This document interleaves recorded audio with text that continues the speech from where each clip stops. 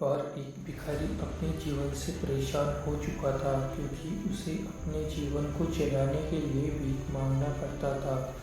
वो हर एक चीज़ के लिए भीख मांगना पड़ता था। इसी बात को लेकर वह दुखी रहता और दिन भर यही सोचता कि उसके जीवन में बदलाव कैसे आएगा। यह सोचकर वह निराश हो जाता।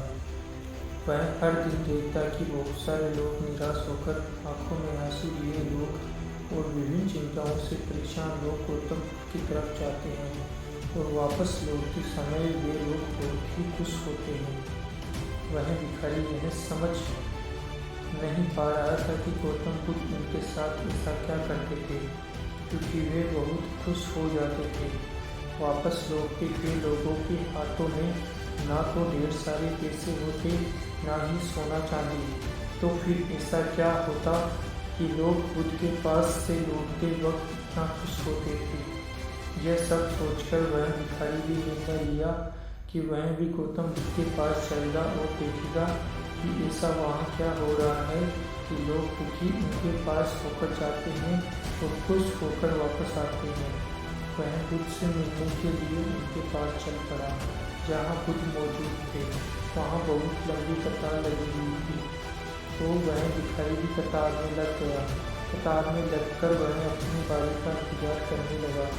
देखते ही देखते उसकी बारी आई और उसने बुद्ध से कहा, बुद्ध, मैं बहुत ही गरीब हूँ, मेरे पास कुछ भी नहीं है। मुझे अपना जीवन चलाने के लिए दूसरों से भीख मांगनी पड़ती है। अब आप ही बताइए कि मैं अपने जीवन को कैसे बेहतर कर सकूँ। यह सब सुनकर बुद्ध ने कहा, तुम गरीब नहीं हो, तुम्हें ऐसा लगता है क्योंकि आज तक कभी तुमने किसी के साथ कुछ भी नहीं किया, ना ही तुम कभी किसी को दान दिया, ना ही तुमने दूसरे के लिए कुछ किया। यह सब सुनकर भिखारी के मन में एक आशंका जाग उठी। अपनी आशंका को दूर करने के लिए भिखारी ने पूछा, मैं तो एक भिखारी हूँ, मैं लोगों को दान कैसे कर सकता हूँ और कैसे लोगों की सहायता कर सकता हूँ। मुझे तो खुद अपना जीवन चलाने के लिए दूसरों से मांगना पड़ता है। यह सब सुनने के बाद गौतम बुद्ध थोड़ी देर चुप रहे और फिर उसे बोले, तुम्हारे पास हाथ है जिससे तुम लोगों की सेवा में लगा सकते हो और दूसरा का भला कर सकते हो।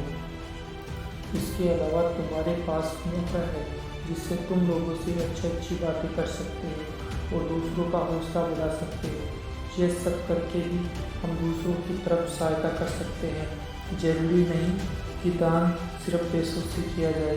हम चाहे तो हम शिक्षा का भी दान कर सकते हैं, चाहे तो अन्न का भी दान कर सकते हैं। ऊपर वाले ने अगर किसी को पूर्णतः अच्छा शरीर दिया है तो वह गरीब नहीं है, वह बस दिमाग से गरीब है।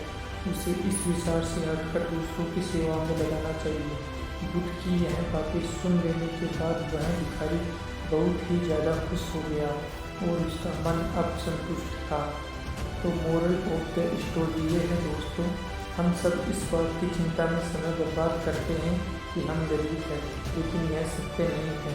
सत्य तो ये है कि जब तक हमारा शरीर पूरी तरह से बेहतर है तो हम इसका उपयोग करके आगे बढ़ सकते हैं, खुद के जीवन को बेहतर बना सकते हैं। अगर कोई व्यक्ति सिर्फ अपनी गरीबी पर ध्यान दे और इसे बदलने की कोशिश ना करे तो वह मूर्ख है।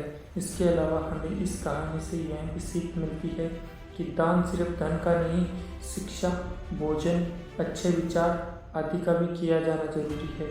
अगर आपके पास धन नहीं है तो आप शिक्षा का दान कर सकते हैं या फिर आप दूसरों के लिए अच्छे